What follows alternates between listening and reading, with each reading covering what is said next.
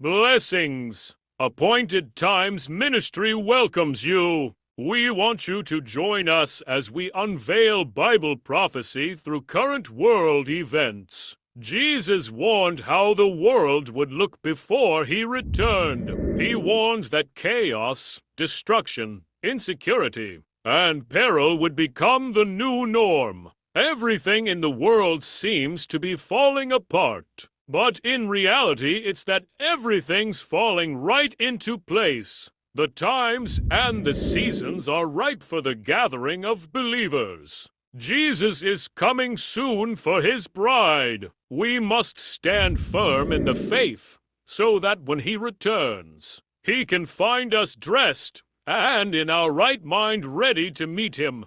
Jesus said, "And you will hear of wars and threats of wars. But don't panic. Yes, these things must take place, but the end won't follow immediately. Nation will go to war against nation, and kingdom against kingdom. There will be famines and earthquakes in many parts of the world. But all this is only the first of the birth pains, with more to come." Ukraine launching a drone attack on Moscow, one of the largest on the Russian capital since the war began. Ian Pannell is on the ground for us in Ukraine with the details. Good morning to you, Ian. Yeah, good morning, Robin. Ukraine has been targeting Moscow overnight, as you say, in what the mayor of the city is calling one of the biggest attempted drone attacks on the Russian capital of this war. The city's air defenses were hugely active, shooting down at least 11 attack drones, explosions reported in the night sky. Meanwhile, Russia on the battlefield still struggling to repel Ukraine's offensive in the Kursk region of Russia itself. Here, astonishing footage released by the Ukrainian military showing a cluster bomb attack on Russian troops desperately trying to build a pontoon bridge to try and escape the area. Hundreds of Russian soldiers, possibly more than 1,000, are virtually trapped after 3 key bridges were destroyed by Ukraine. Vladimir Putin, though, has been talking about the Ukrainians inside Russia, but astonishingly, it's for the first time in more than a week. What he said is that he promises to punish what he calls the criminals, but I think notably he's failing to do so. The Kremlin response, I guess, has been plodding at best, and for now it seems incapable of retaking control of this vital border area. Defense Minister Gallant says that the IDF is moving its central focus from Gaza to the north, warning that a major escalation with Lebanon's Hezbollah could soon be upon us.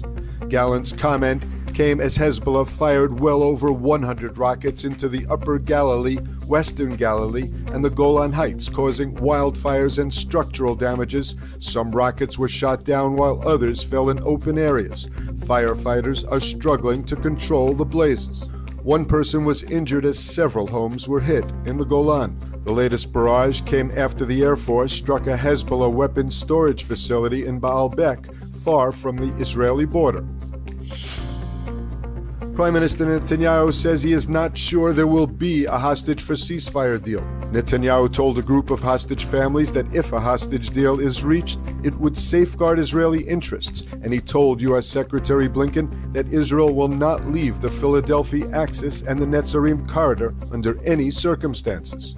U.S. Secretary Blinken is in Doha pressing for the hostage for ceasefire deal and says it must get done in the coming days. Blinken also said the U.S., Egypt, and Qatar will do everything possible to get Hamas on board with the bridging proposal. According to Israel's Channel 12, the updated U.S. proposal has been received by Hamas leader Sinwar. According to the report, the Israeli assessment is that Sinwar will stick with Hamas's current public position, which is to reject the proposal. The IDF offered details on its retrieval of the bodies of 6 Israeli hostages from Gaza. Speaking from Gaza, Chief of Staff Halevi vowed to bring back all hostages, living and dead. Halevi said, "We are very determined to fight Hamas, very determined to return all the hostages, whoever we can alive, and we will also be very determined and persistent in bringing back those no longer alive for burial in Israel." Day 320 of the war in Gaza, forces of the 252nd Division are operating in the center of Gaza, conducting joint attacks with the Air Force and the Jerusalem Brigade. Terrorists were eliminated coming out of a tunnel shaft. Forces of the 98th Division eliminated terrorists and destroyed terror infrastructure in Khan Yunis that were used to carry out rocket launches towards Israel. In several targeted raids in the area, the fighters located weapons and additional military equipment. A massive Hezbollah rocket and drone attack shook Israel's northern communities on Wednesday. One man was moderately wounded in a direct impact on his home in the northern Israeli town of Katzerin. I was at home. I heard the explosion. It was very loud. I could tell it was very close. And you have no protected area inside your home? Our houses are built around 30 years ago, and they do not have what's called a safe room, a room that's made of poured cement with reinforced windows. So how do you cope with, with sirens, with alerts, with explosions, with impacts? We go to the most protected area inside of our house, because if we were to walk to the neighborhood bomb shelter, then we would be more exposed, and we feel safe. The IDF said Hezbollah launched a total of 50 rockets indiscriminately at Israeli civilians and vowed to respond accordingly. Some politicians also called for Israel to retaliate.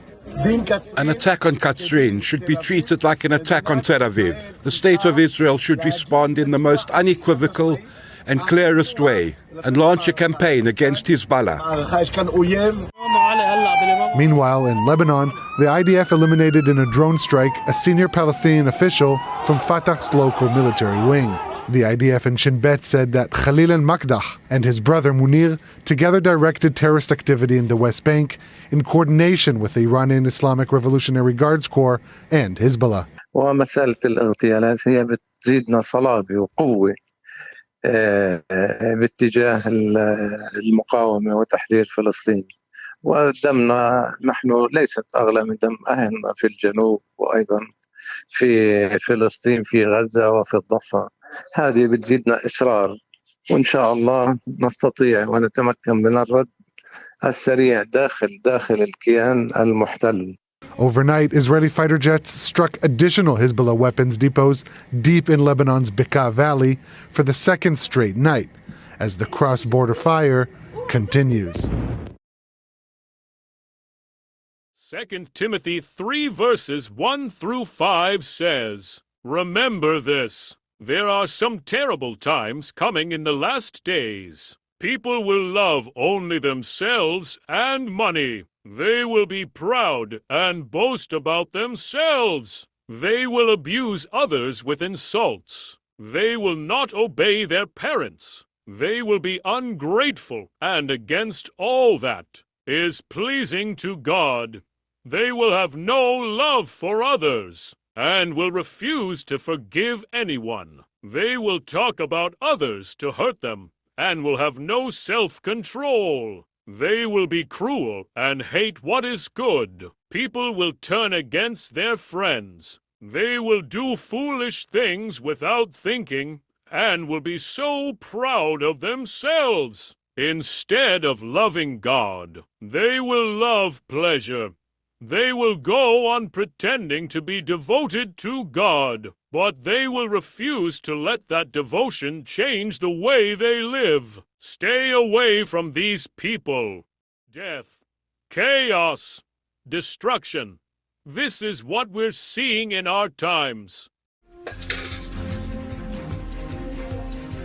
A New Jersey community shattered by attacks just like this one. The exclusive video and what one victim tells us his attacker said. And that is where we begin tonight at 6. I'm Chuck Scarborough. You hear the impact. It just makes you cringe, knowing that it had to be painful. Police arrested that man with a bottle, and they say this isn't his first act of violence. News 4's Adam Harding is in Newark with the exclusive details.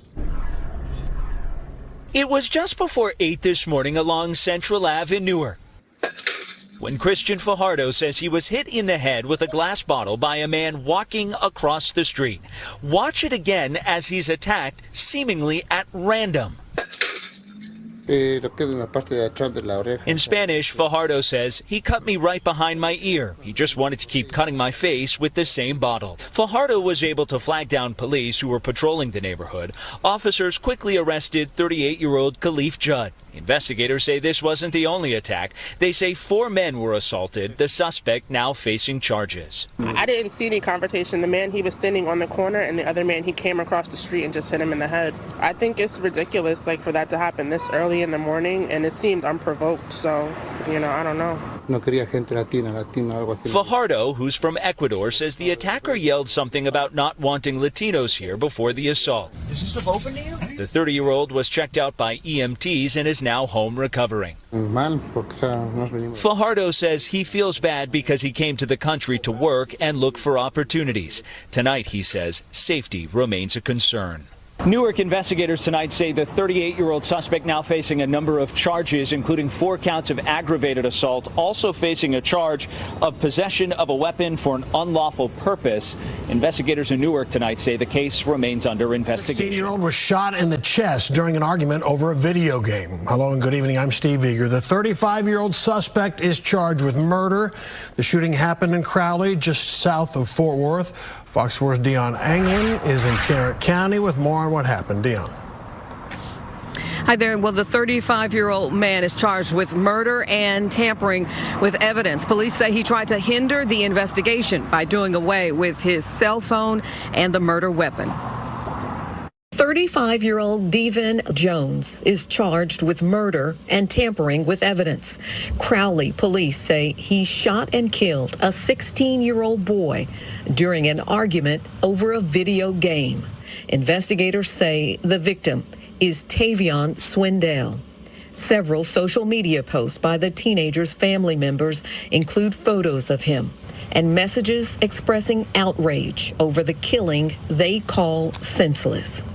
Court documents indicate the shooting happened Sunday at a home on Celeste Street in the suburban city south of Fort Worth.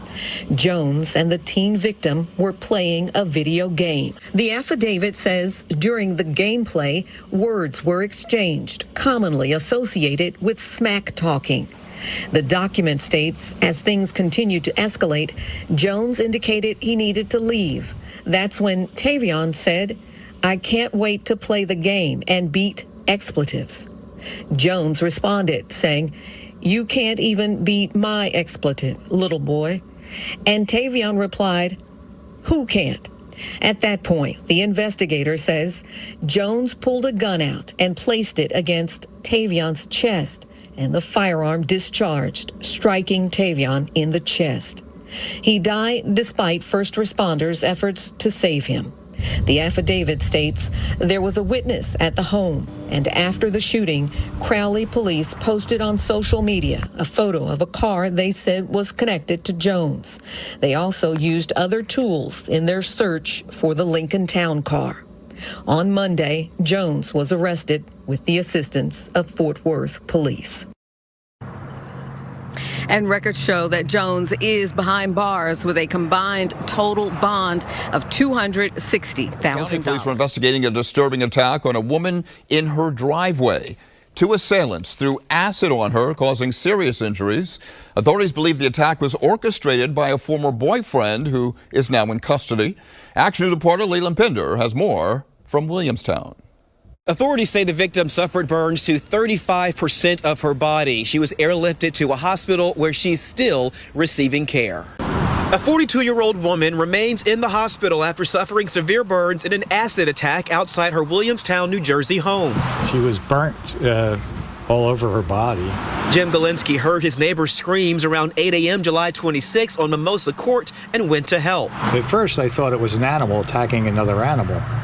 And then I thought, well, that sounds like a woman's voice. The Gloucester County Prosecutor's Office says an unknown woman approached his neighbor in her driveway and threw acid on her as the victim opened her car door.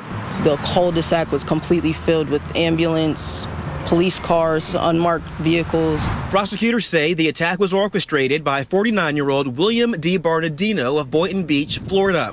He and the 42-year-old victim had previously been in a relationship. Officials say DiBernardino hired 39-year-old Jamar McNeil and 38-year-old Betty Jo Lane of Jacksonville, Florida, to carry out the attack. All now face numerous charges, including conspiracy to commit murder and stalking. Even your worst enemy, you wouldn't think would do something like that. Investigators were able to track down the trio after identifying the suspect's vehicle, which was registered and had been rented out of Florida. Officials say McNeil and Lane drove nearly 900 miles to South Jersey for the specific purpose of attacking the victim. Just hope and pray for the best for her. Officials say the suspects will be extradited back to New Jersey. Right now, there is no word on a motive, but the Gloucester County Prosecutor's Office continues to ask the public to please reach out if they may have more information on this case. Say a 62-year-old man was chased down the street and beaten by a group of teens on Staten Island. It was all caught on surveillance camera. Now tonight, the victim is speaking with News 4 about this terrifying attack and why he says he wants out of New York. News 4's Erica Byfield is live in the Sunnyside section of Staten Island with the story. And Erica, first off, how's this victim doing? He's okay, Gilma, given everything that happened. He told me that he's still, though, traumatized and kind of afraid at times to come outside. He said that the evening that this all happened, he did what he always did. He went on a walk. That walk left this man, who asked us not to show his face or use his name, so badly injured. A month later, he still has bruises all over, stitches in his finger, and a new tooth after he lost it in a brutal Staten Island attack. They actually harassed two people before I got there. So I basically walked into an ambush. Surveillance video provided to the Staten Island Advance shows how a group of people who appear to be teenagers surrounded him on July 15th near Clove Road and Howard Avenue. He told us that one of them spoke to him. He raised his fists and said, "Pick one." And I said, "Not interested." I thought it was just a kid joking around.